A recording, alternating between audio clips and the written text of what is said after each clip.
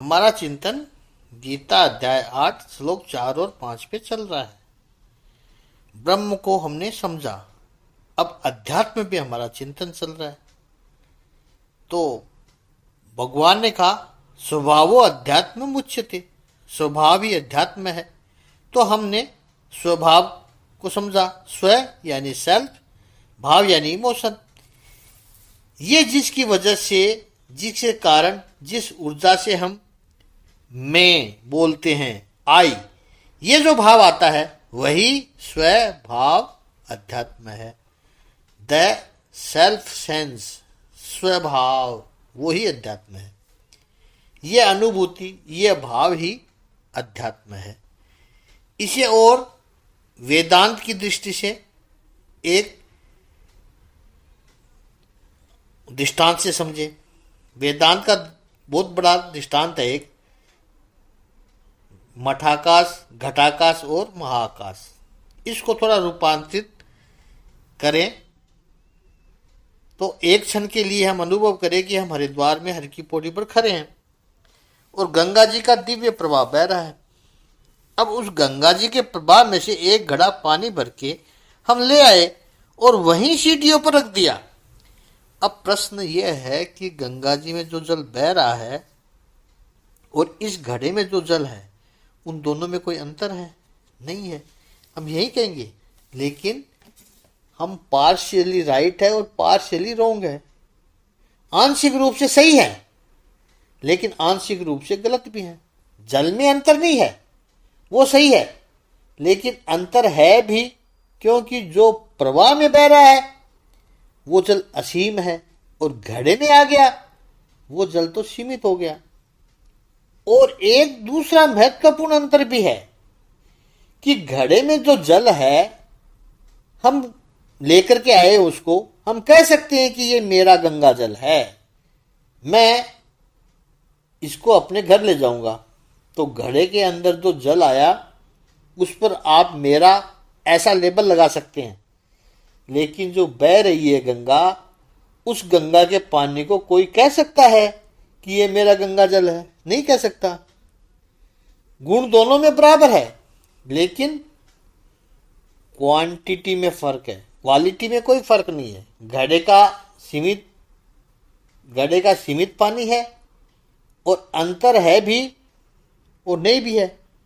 दूसरी बात, जहां तक ये घड़ा है, जब तक ये घड़ा है तब तक उसके अंदर रहा हुआ पानी गंगा जल सीमित है। अब समझो कोई दौड़ता हुआ आया, जल्दबाजी में आया, उसके पैर की ठोकर लग गई, घड़ा फूट गया और जो पानी था वो वापस गंगा जी में चला गया।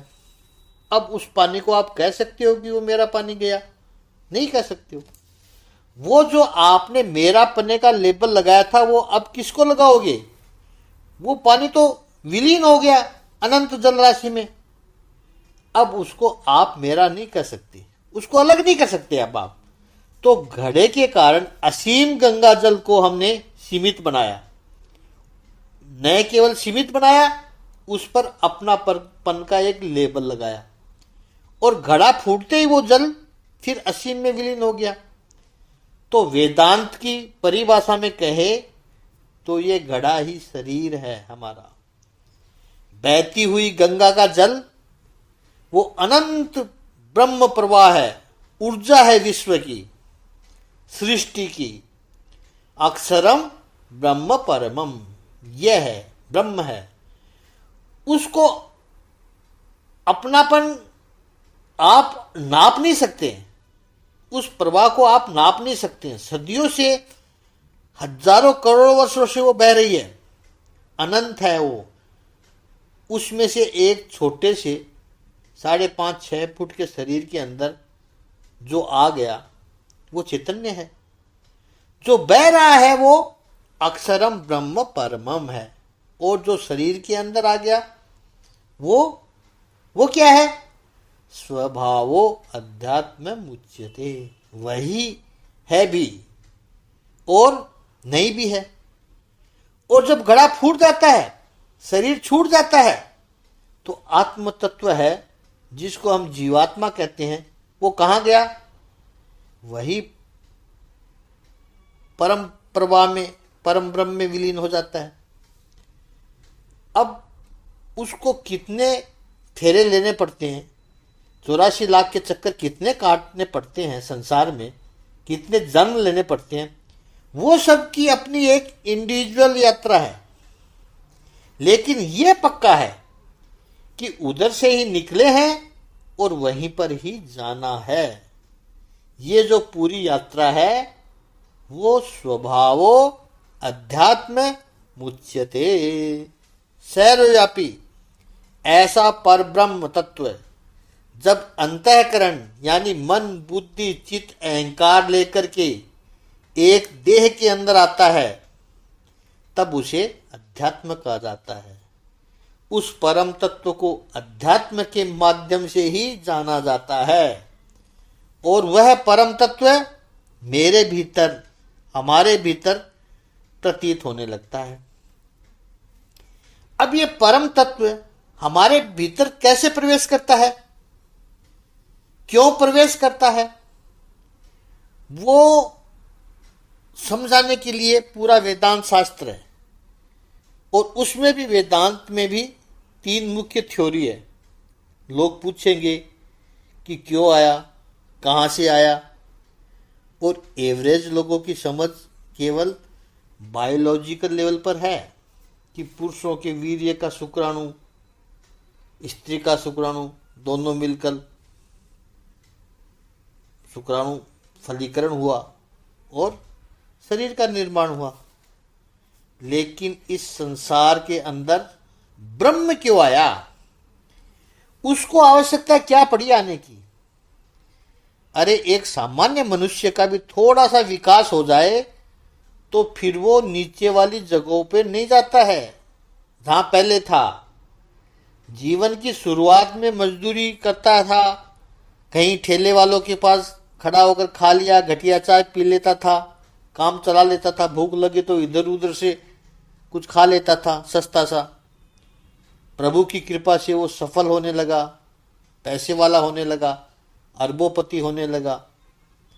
इतनी जब संपत्ति आ गई, फिर महंगी वाली गाड़ी है, यूनिफॉर्म पहना हुआ उसका ड्राइवर है। अब ये आदमी उस ठेले पर जाकर घटिया चाय नहीं पिएगा, उसको शर्म आएगी, संकोच आएगा, अरे मैं कैसे पी सकता हूं। तो अब वो 5 स्टार होटल में ही पत्ती अलग, दूध अलग, चीनी अलग, ऐसी वाली चाय, डिप डिप वाली चाय पिएगा। तो एक सामान्य व्यक्ति भी, कहने का मतलब एक सामान्य व्यक्ति भी जीवन में सफल होता है, संपन्न होता है, तो जिसको सामान्य चीजें कही जाती है वो नहीं करता है, रुकेगा भी नहीं वहां पर। तो जो परब्रह्म है, अगेन हम कहें सर्वज्ञ, सर्वशक्तिमान, सर्वव्यापक, ऐसा परमात्मा हमारे शरीर में इस मलमूत्र के पुतले में, मिट्टी के ढेले में क्यों आया, मिट्टी के खिलौने के अंदर क्यों आया वो। और जिसको जीवन में इतने सारे कष्ट सहन करने पड़े, गर्भावस्था में देखो आप कितनी समस्याएं हैं। 9 महीने तक किसी स्त्री के गर्भ में उल्टे मस्तक लटकते रहना, अंधेरे में, मलमूत्र के बीच में, इतनी सकरी सी जगह में, ये सब करने की ब्रह्म को आवश्यकता क्या पड़ गई। वेदांत में इसी सिद्धांत को समझाने के लिए 3 थ्योरीज है कि ब्रह्म यानी परमात्मा जीवात्मा बनके क्यों आता है। आभासवाद, अवच्छेदकवाद और बिंब प्रतिबिंबवाद। अभी थ्योरी में नहीं जाएंगे, नहीं तो इस भगवत गीता के ज्ञान से भटक जाएंगे। बड़ी लंबी थ्योरियां हैं, विषयांतर बहुत अधिक हो जाएगा।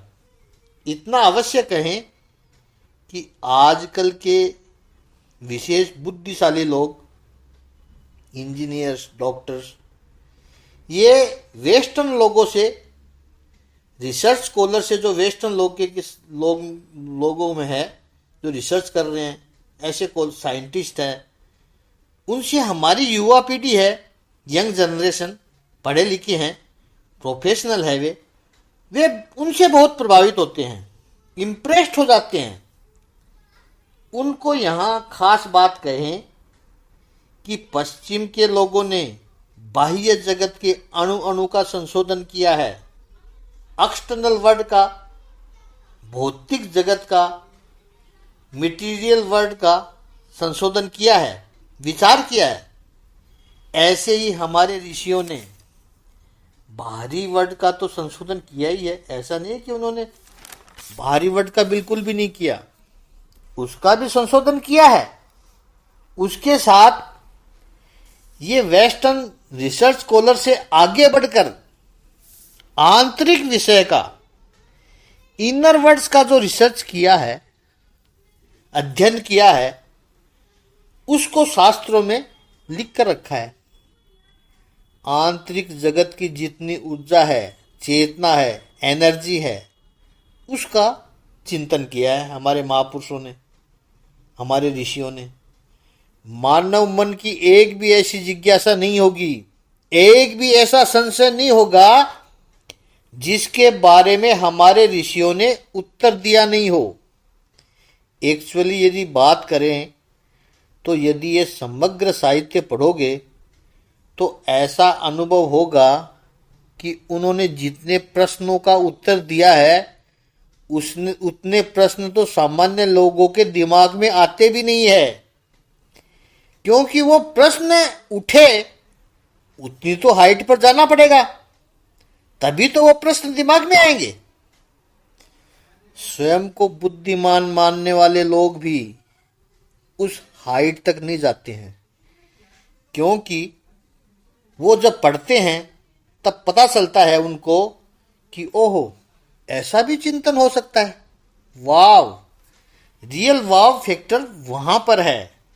हम तो केवल बाहर की कुछ चीजों को, कुछ कपड़े की डिजाइन को, हेयर स्टाइल को, किसी मॉडल को, परफ्यूम की खुशबू को वाव वाव कर लेते हैं। इतनी प्रबुद्ध थिंकिंग, इतनी मैच्योर थिंकिंग, और यह बात भी किसी इंडियन ने स्वीकार की हो ऐसा नहीं है। इंडियन तो स्वीकार करते हैं, लेकिन ये भारत की कोई वेस्टर्न कॉलर ने स्वीकार की है ऐसा नहीं है। बाहर की कोई वेस्टर्न कॉलर ने स्वीकार किया है इसको। बड़े बड़े वेस्टर्न कॉलर कहते हैं कि भारतीय ऋषियों ने जो ध्यान अवस्था में जो चिंतन किया है वो आज भी हम पढ़े लिखे स्वयं को समझते हैं उस हाइट तक हम सोच भी नहीं सकते हैं, जितना ये लोग हजारों वर्ष पहले सोच कर गए, उन समस्याओं का उत्तर देकर गए। तो वेस्टर्न थिंकर के प्रति रिस्पेक्ट हो वो अच्छी बात है, लेकिन उनके कारण आप भारतीय ऋषियों को अंडर एस्टिमेट करो तो वो गलत बात है। इन शॉर्ट, स्वभावो अध्यात्म मुच्यते। 100% टेक्निकली शायद करेक्ट न हो, लेकिन व्यवहारिक समझ के लिए हम कह सकते हैं कि जो असीम तत्व ब्रह्म कहलाता है, वही तत्व जब सीमित होकर के हमारे भीतर प्रतीत होता है तब वो अध्यात्म के रूप में जाना जाता है। और यही तो यात्रा है।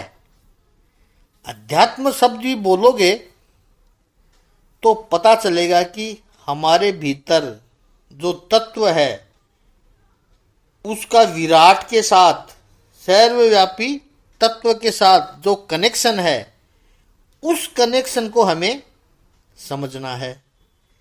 अहम ब्रह्मास्मि, ये शब्द उस भूमिका से कहे हुए शब्द है और वही धर्म की यात्रा है। स्वभावो अध्यात्म मुच्यते, ये सभी अध्यात्म है। अपरिच्छिन्न ब्रह्म जब परिच्छिन्न हो जाता है, तर्क में इन दिव्य अनुभूतियों को न दफनाएंगे।